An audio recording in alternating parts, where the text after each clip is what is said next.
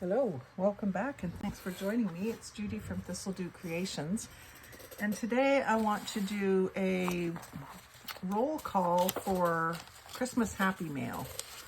I have a bunch of packets of Happy Mail that were prepped for Christmas giving, and they have Christmas goodies and they're decorated with Christmas on the outside. So I have 2, 4, 6, 8, 10 of them. So if I can get 10 people to comment that you have shared the video and share the video, of course, then I will contact you and get your address and send you some Happy Mail leading up to Christmas crafting season.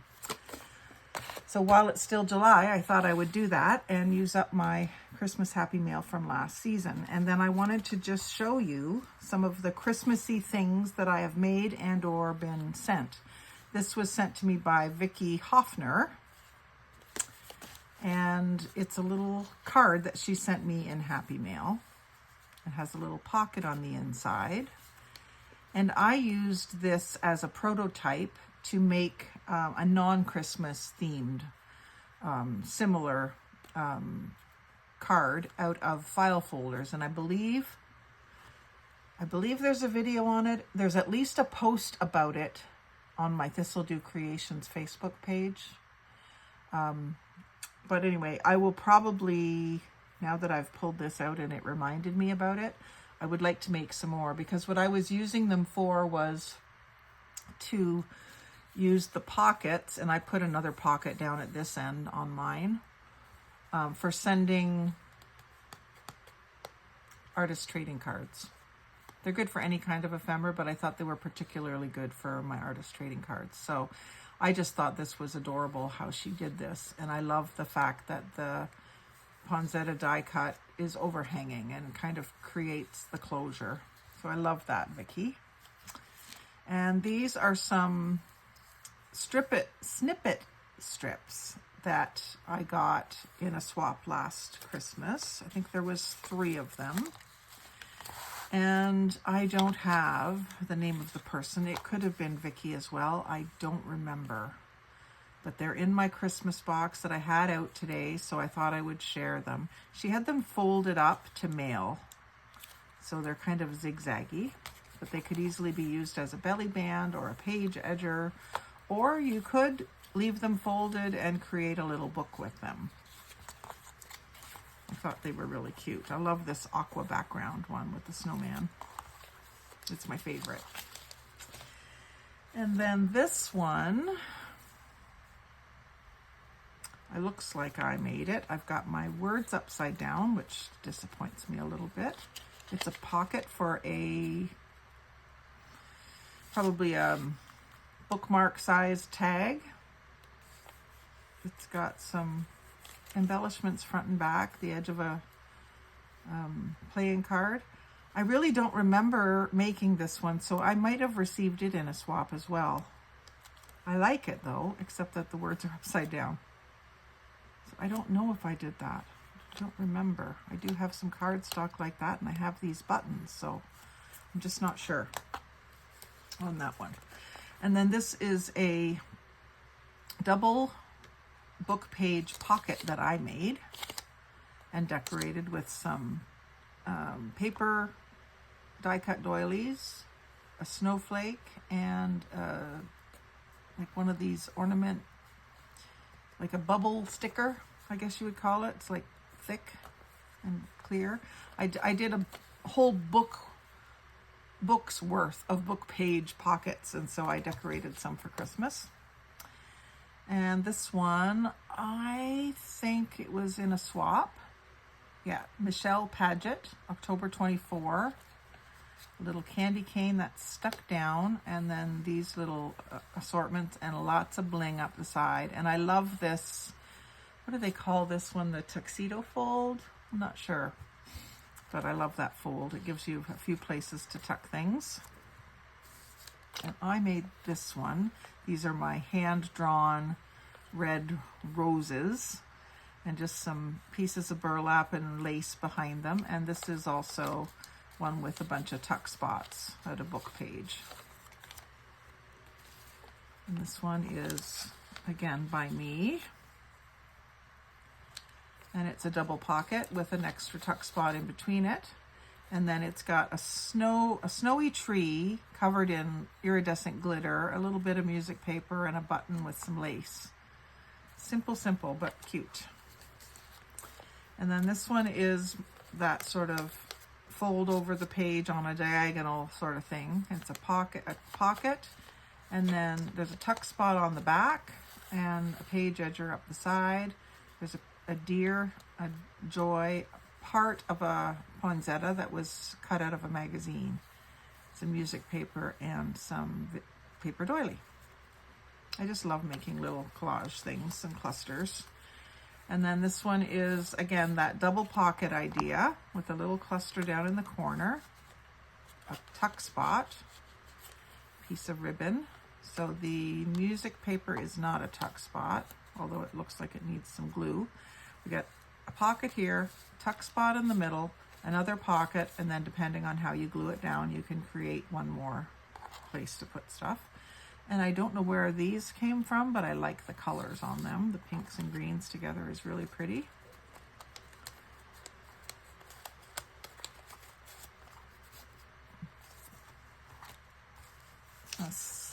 This one, I thought it was a single pocket, but it isn't. So this is, again, one of my book page creations. It's got some washi tape, some die cut edging, and then a little cluster with lace and button. But we've got a tuck spot and another tuck spot and then a pocket. And then, of course, depending on how you glue it down. If you don't glue it down, if you wanted to clip it in, there's a couple more tuck spots on the back, because this is basically just one whole sheet that's been pleated to create those tuck spots. And it also gives them a little bit more thickness. And here's another double pocket. I think I might have done this one in a video. I'm not sure. Go through my Christmas in July, you would see it. This is eyelash yarn that I glued down 3 layers, so it kind of looks like snow. And I just love the black and white check. And I used the purple button because I've got a purple tree here, and I've got pink iridescent star glitter here. And then I put these tags in that were just cardstock. I think they were just out of a 6x6 paper pad. So the big one goes in the back. And then the medium one goes in the middle pocket. And then the baby one goes in the front tuck spot pocket. And I kind of had them scattered like that.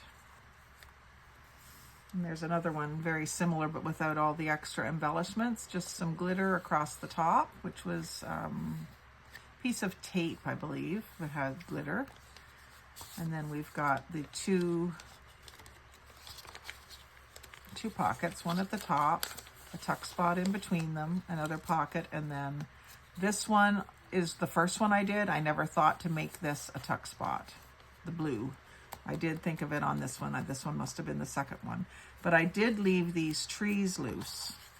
And then this card that was in there, it's a little note card, has those bottle brush trees as well. They might have been out of my Daphne's diary. I'm kind of thinking maybe it was. But that's another place you can tuck something in behind those trees.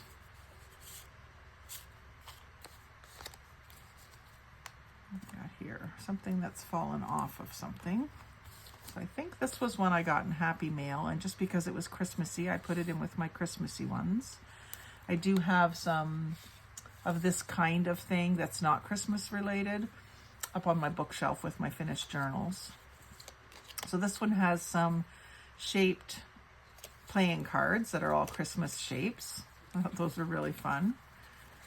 And I didn't mark down who this was from. Let's see if any of these are marked. No, just index cards with tabs on them. Is simple and rounded corners. Very cute. And that fills those pockets very efficiently.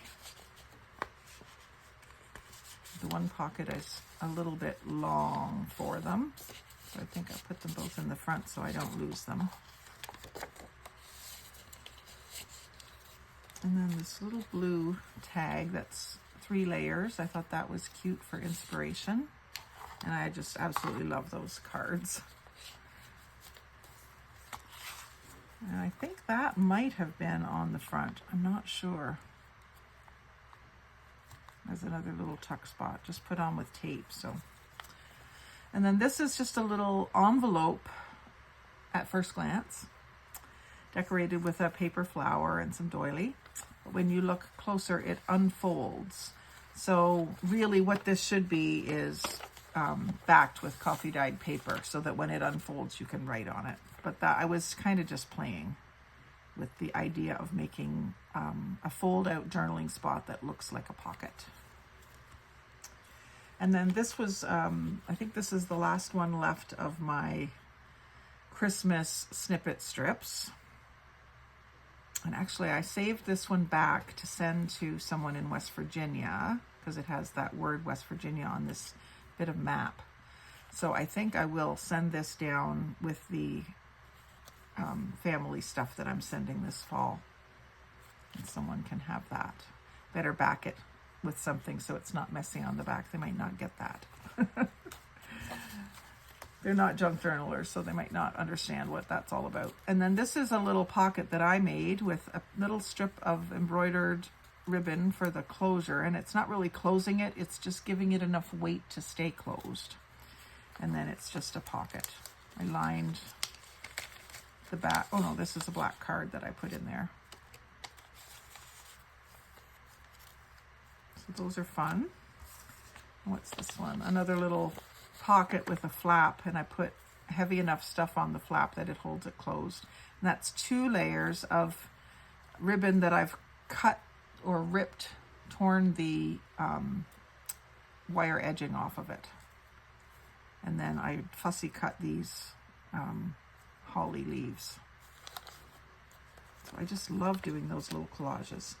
And then this one is one that I made when I was at my dad's, and I don't have a video of me making it, but I just posted some pictures of it on my Facebook group. I would like to make more books like this. I thought it was fun and it was really cute.